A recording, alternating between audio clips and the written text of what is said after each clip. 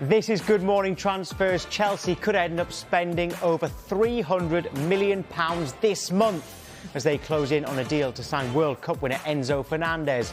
It's a deal that could have huge knock-on effects in the window. Arsenal look at other options to Moises Caicedo. Could Jorginho make the switch from Stamford Bridge to the Emirates? Antonio Conte's wanted a right wing-back this month, and after weeks of negotiations, it looks like they're about to get their primary target. And in the WSL, Arsenal make a world record bid for Manchester United striker Alessia Russo. And you can keep across all the latest transfer news by scanning that QR code on your screen right now. That will take you to our dedicated Transfer Centre blog.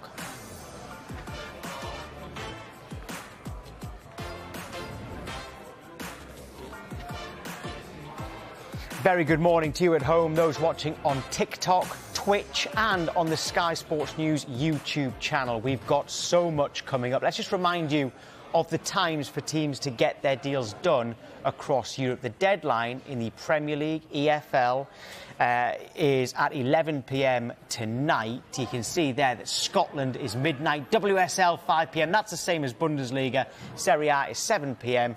La Liga, same as the Premier League at 11 p.m. and Ligue 1 out in France is at midnight.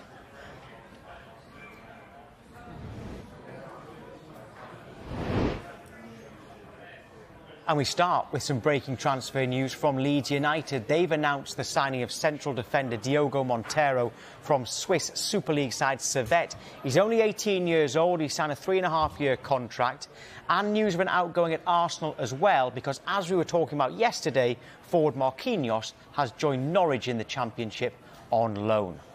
Right, it is a very good morning to Dave Reed, to Dan Bardell, to Olivia Buzaglo. We are ready for what looks to be a very busy day with all of these players behind us on the verge or hoping to get moves. Let's get straight to our first player, and you can see him there, Enzo Fernandez. Chelsea are close to agreeing a deal for him after making a £105.6 million bid, which is the same value as the midfielder's release clause. Right, Olivia, straight to you. How excited are the Chelsea fans right now?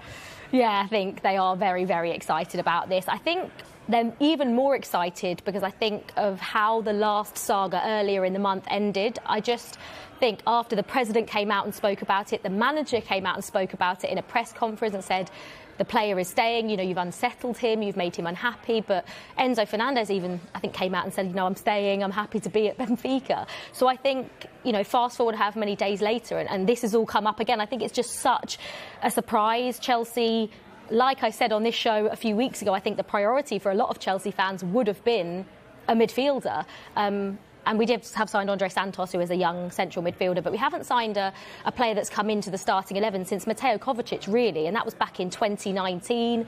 There's been a lot of different issues with a lot of Chelsea's central midfielders, but Enzo Fernandez is very, very exciting, and he's got a bit of everything. He's not one sort of defensive midfielder. He's got so much to his game.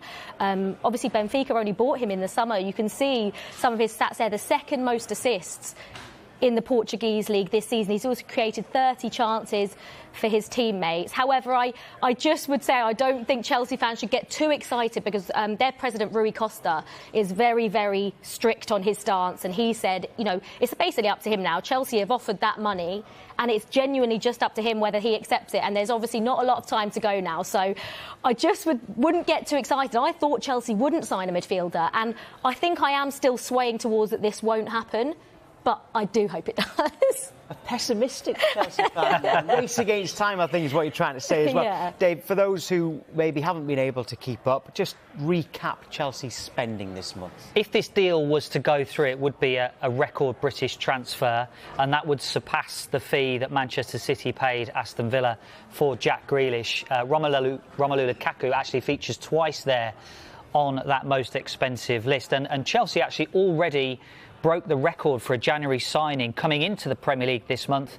That was with Mykhailo Mudryk, and now it looks like they are set to do that again. You remember a record transfer fee out of the Premier League in January was Philippe Coutinho to Barcelona, but an incoming Enzo Fernandez would surpass the 100 million that City paid for Jack Grealish. And if you look at Chelsea's spending as a whole in this transfer window, if the deal for Enzo Fernandez goes through, that would take their spending to £322.1 million. Just to put that into context for you this deadline day, Premier League clubs as a whole spent £322.9 million for the whole of January last year. So if this deal goes through, Chelsea would almost beat that number for the combined Premier League for last January. Luis Diaz was the most expensive January transfer last year, and that was £40 million to Liverpool. So it really is almost unprecedented spending for Chelsea in this January window. It's really interesting that. What do you make of the way that Chelsea have conducted this deal in particular? I think I just want to make the comparison to Manchester United. Their recruitment under Ed Woodward and Matt Judge, as it was, were heavily criticised, not just for the players they signed, but the length of time that it took for them to conclude deals as well. Two examples, Harry Maguire, Bruno Fernandez. They were quoted a price by the selling club. They didn't want to pay it, they tried to negotiate it, and at the last minute, they paid what the selling club was asking for. I feel like there are similarities between this. This deal has taken 3 weeks, 4 weeks. We've been talking about it for most of the transfer window. We've got down to less than 14 hours to go until the window closes, and we're still yet to have a conclusion. If this deal happens, it feels like Chelsea have done the exact same thing as almost what Manchester United were criticised for many years under Ed Woodward at the helm there. Even though Todd Boehly has recruited some of the brightest talents in recruitment in his new Chelsea team. Look at Lawrence Stewart, Christopher Vivell, Paul Winstanley, Joe Shields as well. He's brought in some of the best bright young minds in recruitment, but they've still found themselves in a position where they're trying to do a massive deal on deadline day when they were quoted the price at the start of the window and they didn't want to pay it. Dave, you did say that you wanted to hear from Manchester United fans about on Twitter what talking about said. flex. Yeah. To be fair to Chelsea, Dave. Transfer talk for Chelsea fans who want to get in touch, but mainly Chelsea. But of course, I think Manchester United might go for you now, Dave. Chelsea, in fairness, I think because they've done so much, they're probably going to avoid criticism, aren't they? Because it's not like they're just looking at that one signing and it's taken them all window to get that one signing done. They've been busy every day trying to sign players, so I think that's probably why they've avoided criticism in that aspect, because simply so many players have come through the door. I mean, we thought they spent a lot in the summer, but January's just been next level. Yeah, we've never seen anything like it, but I think this will probably mean that, well, Chelsea are in a rebuild, but it's absolutely remarkable that the majority of the rebuild could be done in one transfer window. Everyone talks about how long a rebuild takes, but I think if Chelsea, because they've been so busy in this transfer window, I don't think it's likely that a lot of business. I still think Chelsea will make signings in the summer, but compared to this one, I don't think it'll be anywhere near as close. We're just going to break away for just a moment because we've just got some shots just into us. And this is at Nottingham Forest's training ground. Who are you about to see? You're about to see John Joe Shelby arriving at the training ground. There he is, medical completed, by the way. Final paperwork still to sort. He is expected to train with his new Forest teammates later on this morning. So that deal very, very close, leaving Newcastle and joining Nottingham Forest with just 6 months or so left on his contract at St James's Park, but now on his way to the City ground. Just going back to Chelsea, in terms of outgoings, Dan, we have been asking all window, with all these incomings coming in, surely some players have to go. Yeah, it's looking like Ziyech may be heading to PSG. There's heavy talk in the French media about that. That's looking like one that might get done today. I think he's been in and out the Chelsea side. Probably a good move for both parties at this point, because Chelsea need to create some space within their squad. And Conor Gallagher, someone who we've spoke about for the last two transfer windows. We know there's interest from Newcastle. There was probably the shortest interest in a player ever yesterday from Everton in Conor Gallagher. That got rebuffed pretty quickly when we found out that Everton were in for him. So there could be some outgoings from Chelsea today, and it looks like they're the kind of things that need to be doing, because Chelsea do have squad issues, both in terms of registering players for the Premier League and the Champions League. Very quickly, Olivia, just explain those Champions League problems potentially. Yeah, so you can only register 3 new signings to play in the knockout stages. It doesn't matter that those players have played for other clubs. That really doesn't matter. But Chelsea have currently got a squad of 27, but 3 of those are on the B list, so they don't count towards the 25. But if Chelsea want to register a maximum of 3, then they have to get rid of 2 from that Champions League squad. And they also can't register all of the signings that they've made in January. So, Mudryk, Felix, Badiashile, Madueke, perhaps Enzo Fernandez as well. All 5 of them cannot be registered to play in the Champions League this season. A maximum of 3. But some Chelsea players will have to come out of that squad to register 3 of them. Right, OK, and in terms of outgoings at Chelsea, that actually brings us on to Arsenal quite nicely, Dave, because Jorginho, what's going on with him? So Arsenal considering making a late move for the Chelsea midfielder. They've seen an opportunity with the fact the midfielder has 6 months left on his contract. Arsenal have tried to sign Jorginho a couple of times previously. They tried to get him in the summer of 2020, and actually Mikel Arteta, the Arsenal manager, was a coach at Manchester City when Manchester City tried to sign him in 2018 as well. You would think a lot would depend on the situation with Enzo Fernandez. If that develops and accelerates today, Jorginho could be one to suffer. OK, well, let's get some reaction to this potential Jorginho move from Football Daily team. Here's Dougie Critchley and Henry Hill. I like this move. I think it's fine. Arteta's made it very clear he wants a central midfielder. It doesn't look like they're going to get Caicedo out of Brighton. And if it looks like they're going to be wasting time going after these big players, then why not just go for Jorginho if the money is right? He looks like he needs a fresh start away from Chelsea at this point. Not really picked too much this year, but he's won big competitions, club level and international level. He's got the experience, and if he can drop in and help when Partey and Xhaka are maybe a bit tired, then I think this is a good move, and it ties Arsenal over to the end of the season. It's exactly what they need. Yeah, I tend to agree. I think after being linked with Mudryk and Caicedo throughout this window, to end up with Trossard and Jorginho, some Arsenal fans will be complaining, but if the length of contract's right, if the fee is right, this is an experienced player that's rarely injured. I think he's made over 40 appearances in each of his seasons at Chelsea. Mikel Arteta's wanted him when he was at Man City. They were linked with him in 2020 as well. So I think this is a move that makes sense, as you say, for Europa League games, the final 20 minutes of league games. So personally, we're both fairly behind this deal. But if you want more reaction to all the latest transfer news throughout the day, get over to Football Daily.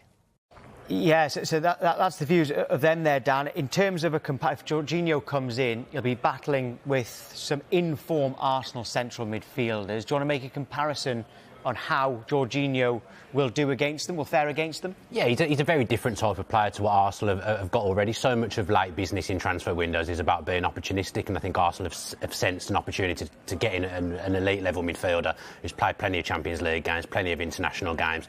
So it's probably not fair to do his stats up against Partey and Xhaka. I mean, Xhaka in particular, his numbers there are absolutely incredible. He's having a great season. He's going to win the Ballon d'Or with those. Chances created 31. I think it's important to mention that Jorginho wouldn't come in and be that type of player, but I think he's the type of player that will help Arsenal in the way that they play in the games that he would play if he does join the club, because of his progressive passing, getting the ball quickly to the front players. His interception surprised me, actually, Jorginho, because he's never struck me as being the most mobile of players, but I think his positional sense, that shows you that his positional sense at his age now is there, and he'll aid Arsenal, he'll add to their squad, and that's what they need. I think they needed another body in midfield to get someone of Jorginho's capability in. I think Arsenal have probably had a 8 or 9 out of 10 transfer window if they get Jorginho in, because they fill problem positions in their squad.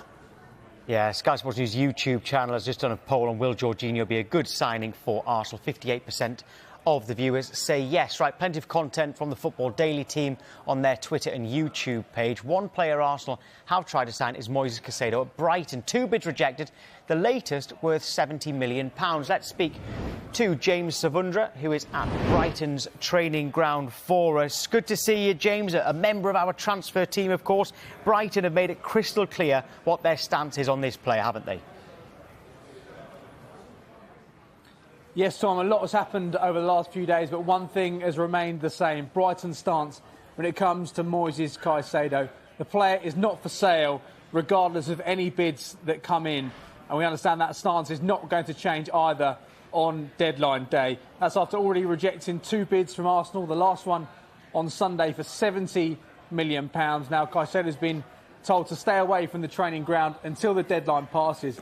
We expect him to be back here tomorrow with the first team. They're enjoying a couple of days off after that victory over Liverpool. So he's expected to be back tomorrow. Brighton currently 6th in the table at the moment, and owner Tony Bloom really thinks they can sustain this challenge and compete for European places. It's something that Brighton have never done in their history, competed in European competition. And Moises Caicedo is seen as a key part of helping them sustain that challenge. So Brighton's stance is very clear. That's not going to change. Moises Caicedo is not for sale. We wait to see if a club like Arsenal come back in with a bid today to try and test that resolve, but it seems unlikely at this stage at least. James, thank you. There's a huge story in the WSL involving Manchester United striker Alessia Russo, who you can see behind us. Olivia, what's going on there? So Arsenal have made a world record bid for Alessia Russo, which was quickly rejected by Man United. She is out of contract in the summer, so they obviously do risk losing her for free then. The problem is with this is that, you know, Manchester United are top of the WSL, and Alessia Russo is Manchester United's top scorer, so you can't really see how Man United, unless it's an offer they really think they can't refuse, you'd struggle to see how they're going to let her go. Arsenal are very much in a title race, so yeah, it's a really difficult situation for Arsenal, but you know, with Vivian Miedema out and you know, they want a goal scorer, so Alessia Russo is the obvious one there, but I can't see how Man United let her go when... Yeah, we'll keep an eye on that until the WSL deadline, which is 5 p.m. today. Right, still to come, Newcastle are in the market for at least one midfielder, and Tottenham are getting closer to signing Pedro Porro.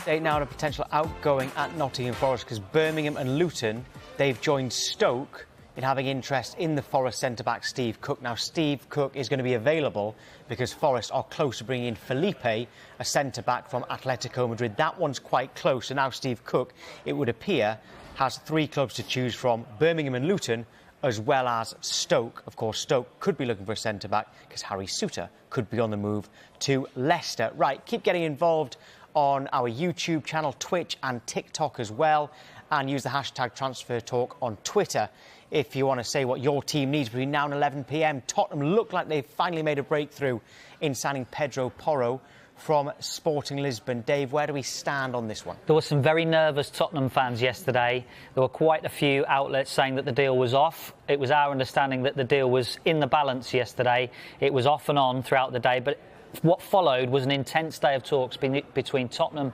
and Sporting as they tried to thrash out the deal yesterday. There was finally a breakthrough later in the day where Tottenham agreed to structured payments. This was all surrounding the release clause of Pedro Porro. We've been talking a lot about release clauses in this January transfer window. But finally an agreement was reached over a structured deal. Pedro Porro flew into London last night. He will have his medical today, and there's growing confidence now that this will get done by the time 11 o'clock rolls round tonight. Another actually important aspect of this deal is that Tottenham have waived their sell-on clause for Marcus Edwards. He's a player who started his career at Tottenham, now plays for Sporting Lisbon. There was a sell-on clause that Tottenham were entitled to. They've waived that as part of this Pedro Porro deal. OK, I would say, what's the most polite way to put this, Dan? Their right wing-back area at Tottenham is well stocked. Yes, same amount of right wing backs as we've got people around this table today. It's quite a unique situation when you've got 3 right wing backs, yet none of them the manager seems to fancy. Quite a Spurs thing there, that they've got those 3, yet they're having to go and buy a 4th because the manager doesn't think that the 3 has got a fit for purpose. Emerson Royale's obviously played the majority of games. Mixed reviews from the Spurs fans, from what I see on social media and from watching games myself. Doherty's probably adequate as a backup, as a squad player to come in and play the odd game. It's the Jed Spence situation that's bizarre, someone that they spent money on in the summer, someone who was excellent for Nottingham Forest in the Championship last year, but he's barely had a sniff under Conte this season, so you'd expect him to maybe be one that benefits from this deal in terms of heading out and getting some minutes. But you know, Conte wanted players, he wanted quality players, and he obviously thinks that Porro is that. Porro's someone who's been at Man City earlier on in his career as well, I believe. So it's a signing the Spurs fans will be happy with. It's a signing that, most importantly, probably Antonio Conte will be happy with, because I know the Spurs fans like to keep him happy. So yeah, it's been a bizarre situation with the right wing backs at Spurs.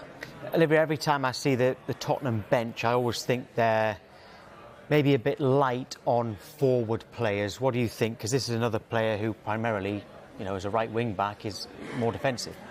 Yeah, I think so. Obviously, they bought in Arnaud Danjuma, didn't they? And everyone was saying, you know, Spurs need to, you know, build their squad. They need to get a better squad. But then Brian Hill went and left on loan for Sevilla, so that was just one in, one out. Obviously, Harry Kane's going to play every game, and it's the 2 players either side of him that are the ones that they need to add to. I think they've just got to hope that Kulusevski doesn't get injured, that Son almost plays his way into form, because if Son and Kulusevski are both fit and firing to the level that we know they can, no one would be talking about options off the bench because they won't necessarily need them. So I think if they can keep those 2 fit and Son, and it's a big deal with Son really needs to play himself into form because he's not the Son that we know from before, but they've still got a lot of games as well. So are those, you know, Richarlison, Danjuma, Son, Kane and Kulusevski, are those 5 players going to be enough for a top 4 battle, an FA Cup battle and in the Champions League as well? I think that they're going to have to deal with it, because it feels like they are going to be the options Antonio Conte has going forward. Well, Porro would be a big deal for Tottenham, and one that the fans would be very happy with, no doubt. What about Newcastle? They could be in for a very busy deadline day. We know that they want a central midfielder, maybe even, Dan, need a central midfielder. Why? I think there was a need for one anyway. I think in an ideal world they'd be playing Bruno Guimaraes as more of a number 8 than a number 6. He's played most of his football as a number 6 for Newcastle this season. Shelvey's spent the whole season injured, so he's barely featured for Newcastle. So from that point of view, they're not really losing anyone who has played valuable minutes this season. But they're pushing now. They're obviously looking to get to a League Cup final this week. They're going so well in the Premier League, but they do look light in that central midfield area. Now I think they've only got 4 players for 3 positions now. I think regardless of Shelvey, they'd have been looking at a central midfielder in an ideal world. Eddie Howe would look to get a quality central midfielder in. I think if Shelvey's going, he's due to return to fitness soon. The need for Newcastle to act and get a central midfielder is more paramount than even it was a week ago. Yeah, we've just been showing you pictures, haven't we, of John Joe Shelvey at Nottingham Forest. He's completed his medical. This is him at the training ground, by the way. Completed his medical. Final paperwork still to sort out, but he is expected to train with his new Nottingham Forest teammates later this morning. So it appears there is no hold-up or hitches late on in this deal. So that brings us on to who might come in his place at Newcastle, Dave. And Sander Berge has been talked about. Yeah, he's a player that's been looked at by a number of top clubs since he came to England, really, with Sheffield United, and has proved to be one of the best midfielders in the Championship since they went down. He had an ankle injury earlier in the season, which meant he missed a couple of months, but still showed his quality, and he's such an important part of that Sheffield United team, who are trying to get back to the Premier League at the moment as well. Newcastle are interested in doing a loan deal, perhaps with an option or obligation in the summer. That isn't Sheffield United's preferred option, really, because they have financial issues with a transfer embargo and other things going on in the background with ownership. So for that reason, Fulham, it seems like, are the ones that might be in pole position for Sander Berge today, because they want a cash deal now rather than an option or obligation to buy the player in the summer. So competition for Berge today. So that's not straightforward for Newcastle. The other player that they've got an interest in, Olivia, in central midfield, is Conor Gallagher. How difficult would it be to get that deal done? I think it's going to be pretty difficult. You know, Conor Gallagher has been at Chelsea since he was 8 years old. That's his boyhood club. We know he's reportedly turned down Everton. He didn't want to go there. Now, Newcastle is an attractive proposition. Of course it is. The position they're in the table and the players they have at the club and the players that are joining them. I think it depends on playing time and whether Conor Gallagher wants to stay and fight for his position in central midfield. Now, I really am struggling to see a world in which Chelsea let Jorginho and Conor Gallagher both go in the same window, especially if it's not confirmed that anyone's coming in. I've always said that is the area where Chelsea have got the least options just because of injuries, and I just really struggle to see how Chelsea would let both Conor Gallagher and Jorginho go in this window. Now, if Jorginho doesn't go, then Conor might, but obviously it's entirely up to him at the end of the day. But I think it will be a struggle for Newcastle to get him now, today. Well, we have been saying that Newcastle have been wanting a right back as well to learn from Kieran Trippier. They're very close to signing Ashby from West Ham. He's out of contract at the end of the season, so it's not a big fee for him, a young right back. And as for the Nottingham Forest side of things, they've reached an agreement with Atletico Madrid over the signing of experienced Brazil centre-back Felipe. Is expected to fly to the UK later today, so it could be a race against time. He will travel to Nottingham and have a medical. Also, they're interested in Keylor Navas to provide some competition in the goalkeeper department. Right, on the way, we'll take a look at who needs to make signings today, and the team will bring you their January transfer window, deadline day in particular, five-a-side teams.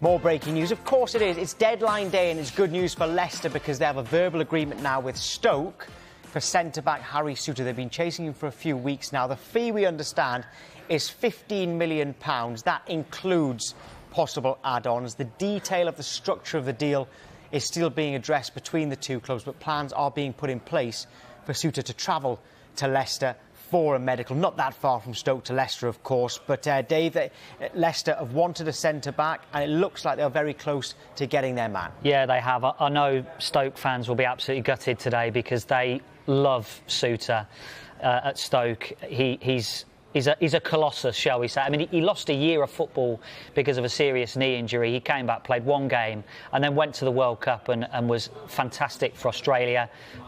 He put his body on the line against Denmark as Australia made it through.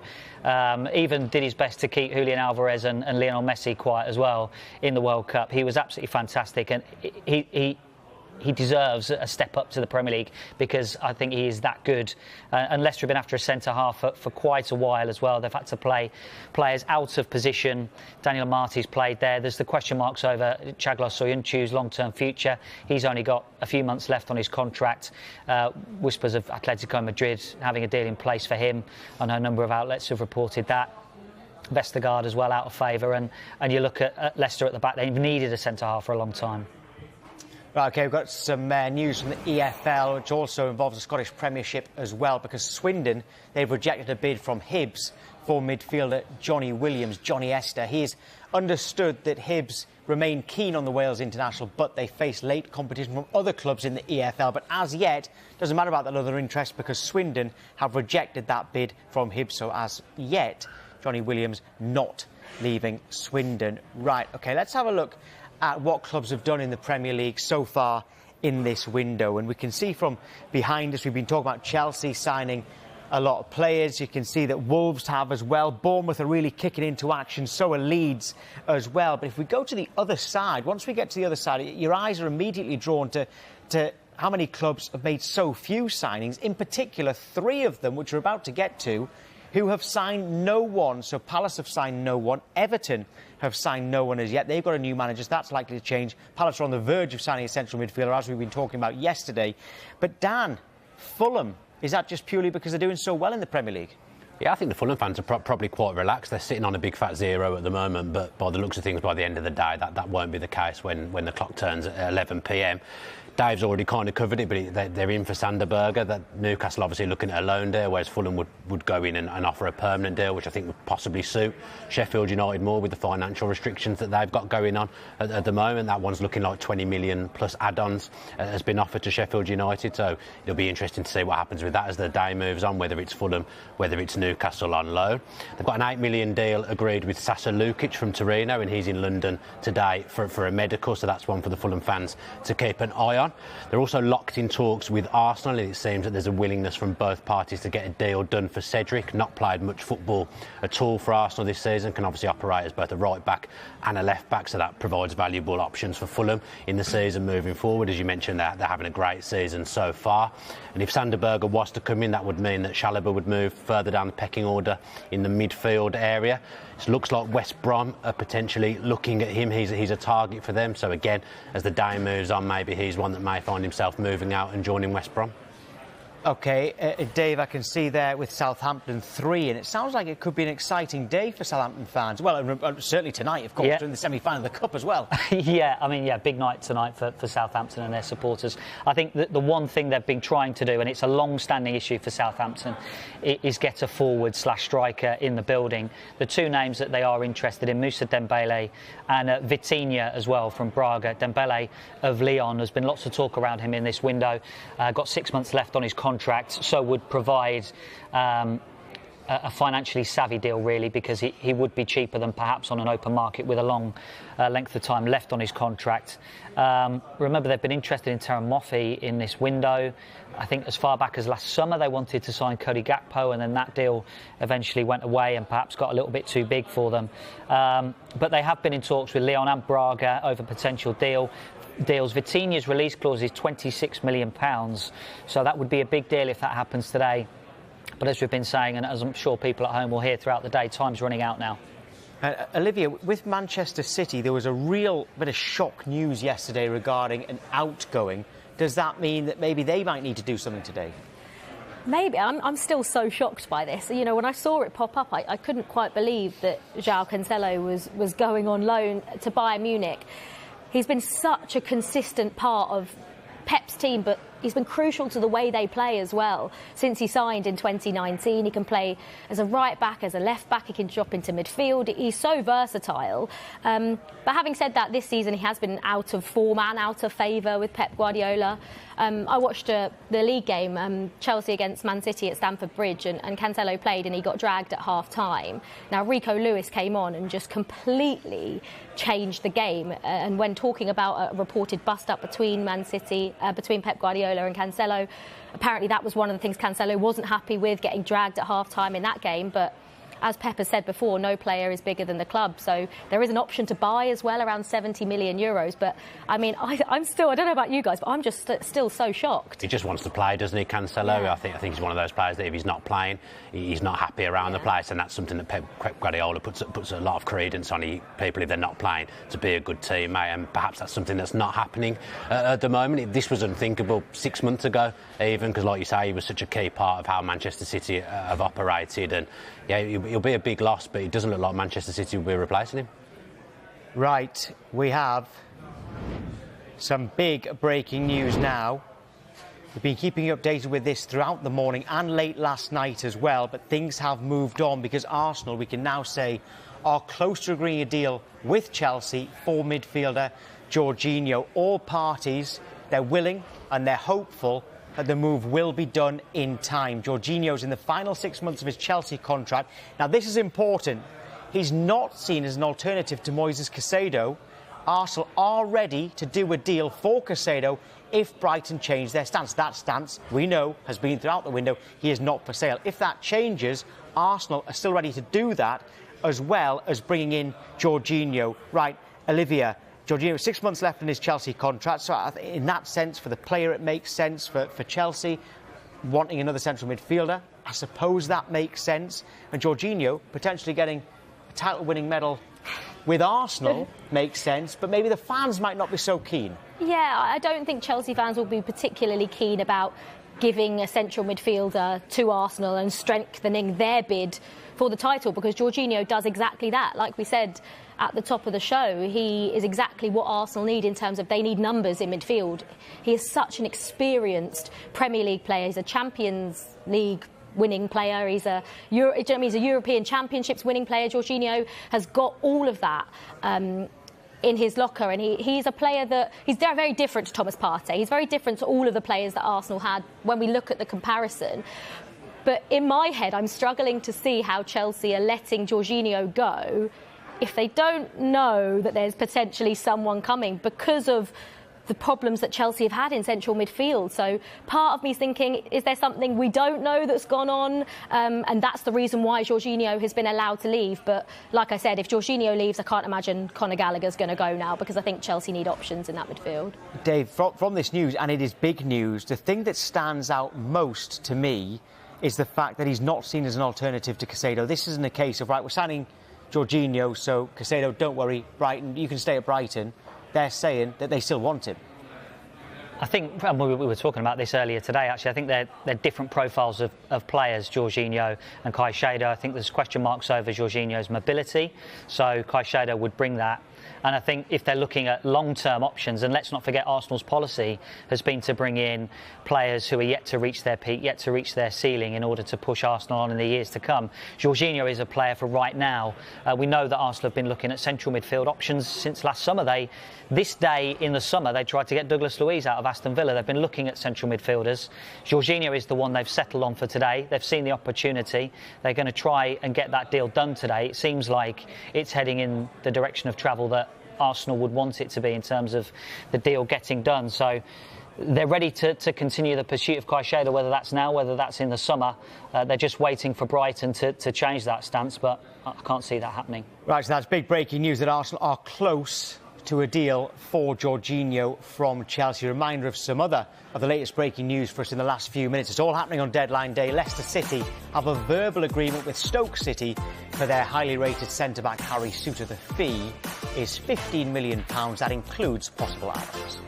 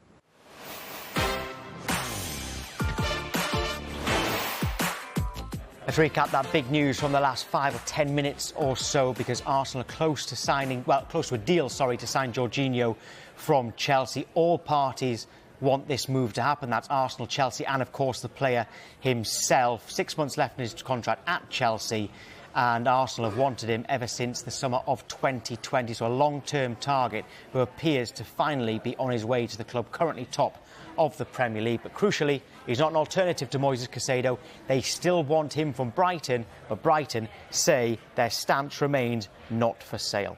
Right, it's deadline day in January, so we thought we'll have a little bit of fun and pick a five-a-side team. Well, these three will. A five-a-side team of players who have moved on this very day, transfer deadline day in January. Right, who am I going to pick on first?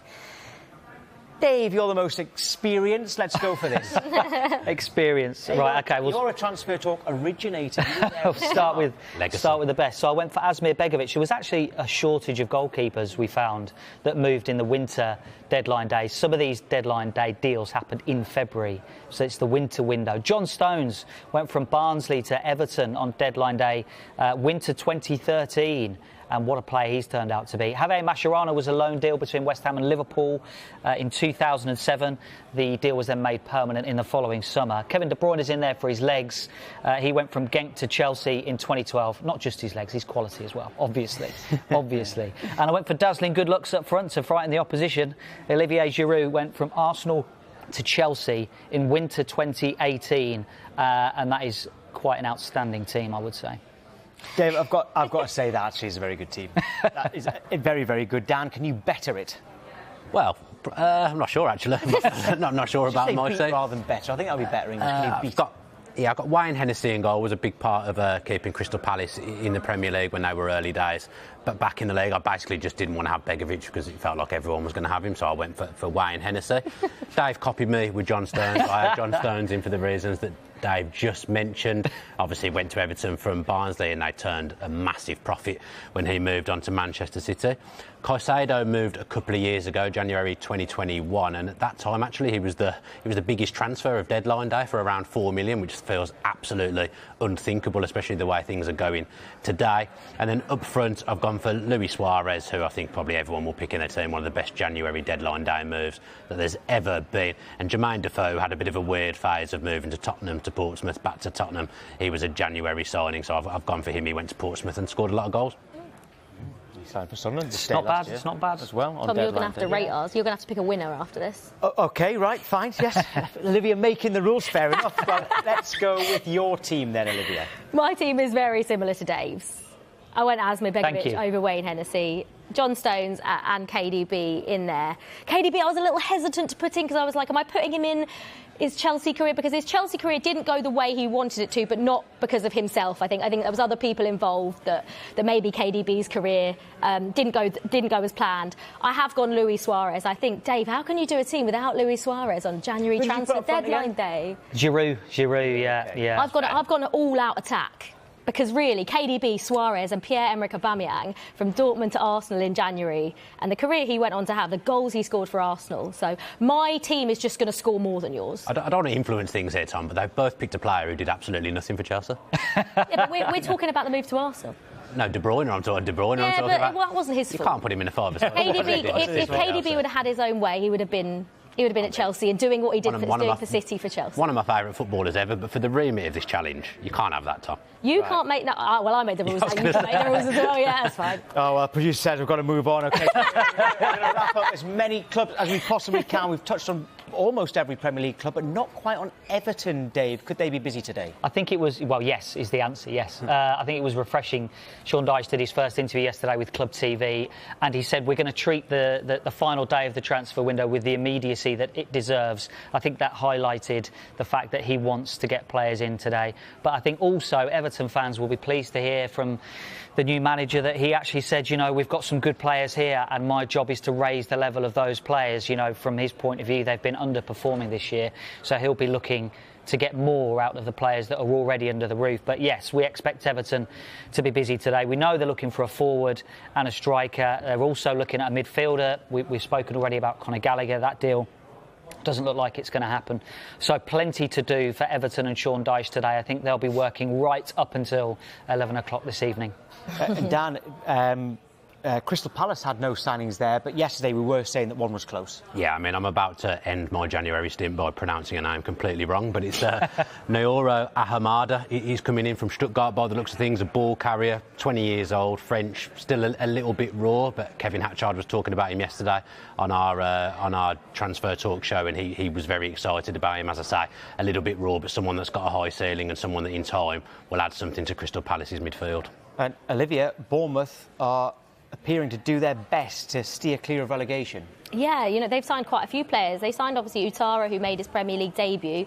They're in talks with a midfielder from Sassuolo, Hamad Traore. He's reportedly flying to the UK to have a medical. He's more of a central midfielder, but a more attacking midfielder rather than defensive. Conceding goals has been Bournemouth's main problem. They've, you know, conceded the most goals in the Premier League by some distance this season.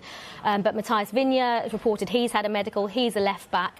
And apparently, obviously, agreed a £24 million bid with Dynamo Kiev for Ilya Zabani, who's a big unit, moves well, good experience, played in the Champions League. So if Bournemouth can solidify their defence, then they have given themselves the best chance of staying up. The new owners have come in and they'll have got the fans on board because they've been proactive. They said they were going to be proactive in this January transfer window, and they have. So I'm sure their fans will be very happy with what they've done this window. They weren't laughing at you, they were laughing at the use of the term big unit. Yeah. That's what My research, That's big what Alice unit. told us. Centre-backs are often big units, and we've got a sight of one at Nottingham Forest training ground. We already showed you John Joe Shelby. That is Felipe. The one with the ponytail there is a centre-back who is joining from Atletico Madrid. Experienced Brazil centre-back. He's expected... Well, he's there now, isn't he? So it looks like he's going to sign. Update from Fulham as well, by the way. Sasa Lukic, the Torino midfielder, he's now in the UK after an £8 million deal was agreed. We're told he had the majority of medical in Turin yesterday. The Fulham doctor flew out there, personal terms agreed, so it looks like Fulham are close to signing Sasa Lukic. There's more as well on this one because they're in talks with FC20 over the signing of a right-back, Joshua Brenne. Fulham are exploring late alternatives to Cedric Suarez because they haven't found a deal yet with Cedric Suarez over personal terms. They haven't given up, but they have got an alternative right now. Nathaniel Chalobah is having a medical at West Brom to leave Fulham, and Josh Onomar talks continuing over a mutual termination so he can sign for a club outside of the transfer window. Right, nearly finished. Signing of the window so far. Very quickly, Dan. I've been kind to Leeds all transfer window. I went for Max Ferber. They kept a clean sheet. Oh, sorry, it's Dave first. Sorry, Dave. Oh, is it me? Right, Arno, just for the story.